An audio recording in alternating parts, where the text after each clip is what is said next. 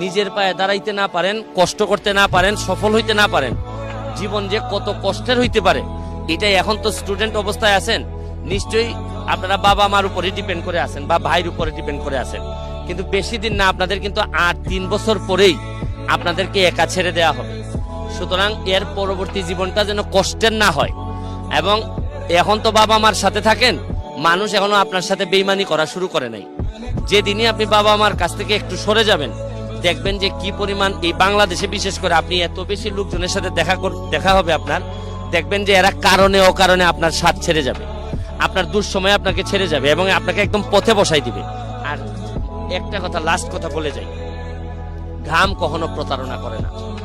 যে জায়গায় পারেন ঘামের মধ্য দিয়ে যদি সফলতা অর্জন করতে পারেন, মনে রাখবেন আপনাকে দিয়ে কিন্তু ইতিহাস বদলানো সম্ভব।